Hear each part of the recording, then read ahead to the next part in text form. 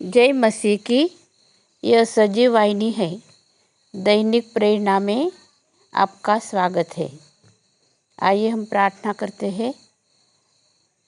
हे हमारे प्रेमी स्वर्गीय पिता, हम तुझे धन्यवाद देते हैं। ये आज के नए दिन के लिए हम तुझे धन्यवाद देते हैं। प्रतिभोर प्रभु, तो हमें तेरी दया तेरी करुणा नहीं करके हमारे लिए तू भेजता है। प्रतिदिन का बोझ तो हमारा उठाता है, इसलिए हम तुझे धन्यवाद देते हैं प्रभु। आज हम तेरे सन्मुख आते हैं तेरे वचन के द्वारा, तो आज हमारे साथ में बातचीत कर, इसलिए तुझे विनती और याचना करते हैं।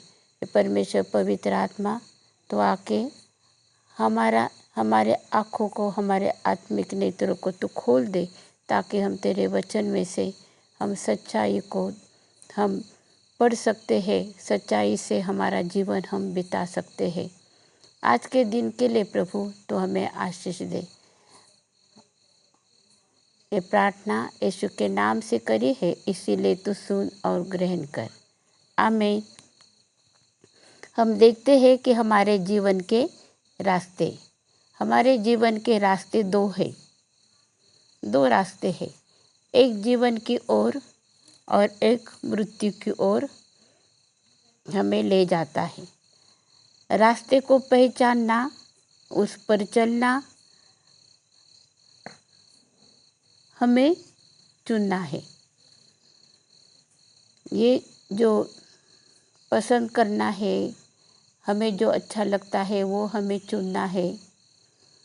ये उसी प्रकार से है, एक जीवन का रास्ता है और एक मृत्यु का रास्ता है, और वो हमको चुनना है। ये आत्मिक बातें हैं, ये हमें वचन के द्वारा हमें स्पष्ट होती है। और ये रास्तों के बारे में, ये जो विषय है दो रास्ते के बारे में, जब हम पढ़ते हैं बाइबल में, बाइबल हमें सिखाती है। परमेश्वर के वचन में हमारे लिए ये लिखा है। परमेश्वर का वचन मनुष्य के लिए लिखा है, लेकिन उसे चुनना वो हमारे हाथ में है। नीति वचन 2 और 15 में लिखा, जिनकी चाल चलन टेढ़ी मेढ़ी और जिनके मार्ग बिगड़े हुए हैं। तो ऐसे भी मार्ग है जो बिगड़े हुए हैं। क्यों बिगड़े हुए हैं? क्योंकि हमारी चाल चलन टेढ़ी मेढ़ी। तो हमारी चाल चलन जो है उससे बहुत ये मार्ग जो है हमारे उस पर निर्भर है।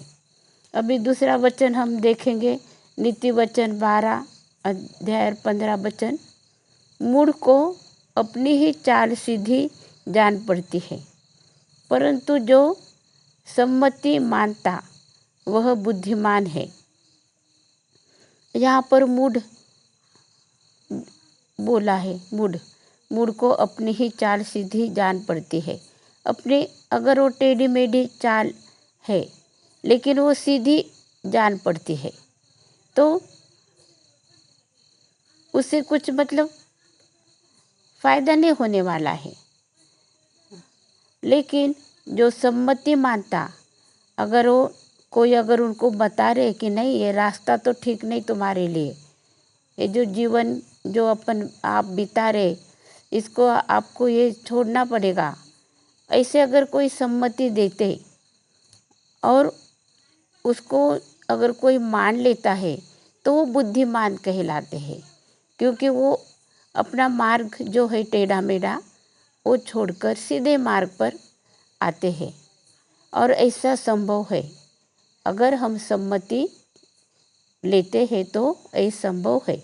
लेकिन कोई मूड रहते कि नहीं, हम जो कर रहे वही सही है और बाकी के लोगों का जो है वो सही भी है, तो वो भी गलत है। ऐसे जो लोग रहते वो कभी भी सम्मति नहीं मानते, और फिर उन लोगों को उनका मार्ग भी सीधा नहीं होता है। नीति वचन 13 और 15 वचन में लिखा, सुबुद्धि के कारण अनुग्रह होता है, परंतु विश्वासघातियों का मार्ग कड़ा होता है, खड़तर, कड़ा मतलब बहुत खड़तर मार्ग रहता है। तो यहाँ पर लिखा है कि विश्वासघाती, विश्वासघाती मतलब जो जिनके ऊपर विश्वास नहीं कर सकते हैं, तो उनका मार्ग कैसा खड़तर रहता है। वो अपना खुद का डिसीजन ठीक से नहीं ले सकते। ऐसे भी बहुत से होते हैं, लेकिन हमारा मार्ग परमेश्वर के सामने ठीक रहना चाहिए। और यहाँ पर लिखा है नीति वचन 14 और 12 में, ऐसा मार्ग है जो मनुष्य को ठीक जान पड़ता है, परंतु उसके अंत में मृत्यु ही मिलती है। ठीक जान पड़ता है, चलो ठीक है, लेकिन उसके वो तो हमें नुकसान में लेके जाता है, हमारा नुकसान हो जाता है, अच्छा मार्ग नहीं होता है वो। ये सब बातें हम लोगों को समझनी पड़ेगी, सीखना पड़ेगा हमें। वचन के द्वारा परमेश्वर के सामने हम देखते हैं कि हम लोगों को कैसे हमारा मार्ग सीधा रह सकता, किस प्रकार से हम आशीष का कारण हम लोग बन सकते हैं। यहाँ पर लिखा है नीति वचन 15 और 9 वचन लिखा है, दुष्ट के चाल चलन से यहोवा को घृणा आती है, परंतु जो धर्म का पीछा करता उससे वह प्रेम रखता है। यहाँ पर परमेश्वर ने हमको प्रेम करना चाहिए। बहुत से बाकी के जितने भी लोग हैं, हमारे हम जहाँ पर रहते हैं वहाँ पर, हमारे पड़ोस में हमारे रिश्तेदार जो लोग हैं, हमको प्रेम करना चाहिए। सबको ऐसा लगता है हमको प्रेम करना चाहिए, सबने प्रेम करना चाहिए। परमेश्वर ने हमको प्रेम करना चाहिए। हमारा सब कुछ आशीष है, हमको मिलना चाहिए परमेश्वर से। लेकिन एक उसके लिए हम लोगों को हमारी जो चाल चलन है वो यहोवा के सामने अच्छी होना चाहिए।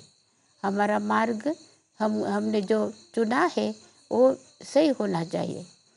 तो यीशु मसीह ने कहा मार्ग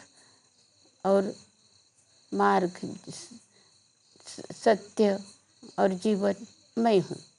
प्रभु यीशु मसीह मार्ग है, हमें दिखाता है, सत्य परमेश्वर है। और अभी हम लोगों को जो मार्ग है, जो सच्चाई का मार्ग, जो मार्ग प्रीति प्रेम का मार्ग है, जो दूसरों को आदर करने का मार्ग है, जो हमें बहुत मतलब अच्छे मार्ग है, जो हमको परमेश्वर के मार्ग पर हमको स्थिर रखते हैं। वो सबसे अच्छा मार्ग जो है वो प्रेम का मार्ग है, प्रीति का मार्ग है, जो हम एक दूसरे से प्रेम रखते हैं, प्रीति रखते हैं, एक दूसरे की हम लोग उनके संकट में हम लोग उनको मदद करते हैं, एक दूसरे के लिए हम प्रार्थना करते हैं, हम हमारे देश के लिए प्रार्थना करते हैं।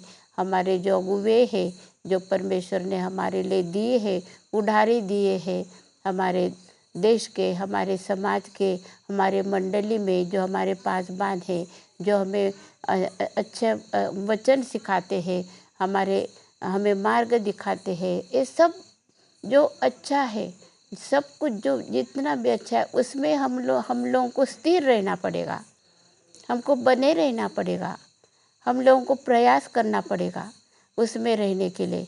ये हमारी चॉइस है, ये हमारी हम किस बात को हम लोग चुनते हैं। हरदम हमारे सामने दो चुनौतियाँ हरदम रहती है। हम लोगों को कौन से चुनना है मार्ग, अच्छा मार्ग हमें चुनना है। आइए हम परमेश्वर को धन्यवाद दें कि जीवन का मार्ग उसने हमें बताया है। और यशायाह 26 और 7 में लिखा, धर्मी का मार्ग सच्चाई है, तू जो स्वयं सच्चाई है, तू धर्मी को अगुवाई करता है। यहाँ पर धर्म का मार्ग जो है वो सच्चाई का मार्ग है, सिर्फ और सिर्फ सच्चाई का मार्ग है। हमें सच्चाई के मार्ग पर चलना है और हमें अच्छे काम करना है, सत्कर्म हमें करना है। तो हमको यीशु मसीह को हमारे दिल में हम जगह देना पड़ेगा। क्योंकि यीशु का मार्ग जो है वो सच्चाई का है, यीशु का मार्ग जो है वो सत्य है। और हमारे पाप धर्मों को ले यीशु ने धरती पर जन्म लिया, उसके लहू बहाने से हमारे पापों की क्षमा हो गई है। आइए हम परमेश्वर को हम धन्यवाद देते हैं, उसकी स्तुति प्रशंसा करते हैं कि उसने हमें सच्चाई का और जो मार्ग है, जो जीवन का, उस पर उसने हमें लाया है और वो चलाता है। प्रतिदिन का बोझ परमेश्वर हमारा उठाता है, हम उसको धन्यवाद देते हैं। सच्चाई के मार्ग पर वो हमको चलाता है। जो मार्ग उसका है वो मार्ग से वो हमको वो मार्ग हमें दिखाता है और उस पर वो चलाता है वो हमें, इसलिए हम उसको धन्यवाद देते हैं। यीशु की शांति आपके और मेरे हृदय में राज्य करे। आइए हम आशीर्वचन पढ़ते हैं।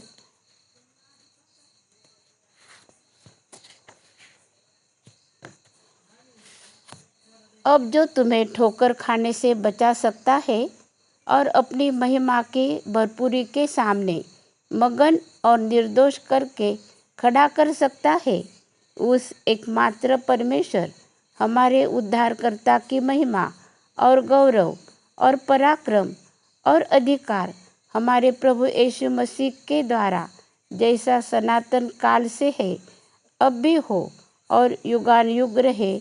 आमीन। अब प्रभु यीशु मसीह का अनुग्रह और परमेश्वर का प्रेम और पवित्र आत्मा की सहभागिता हम सब के साथ और समस्त विश्व में विश्वासियों के साथ होती रहे। आमीन।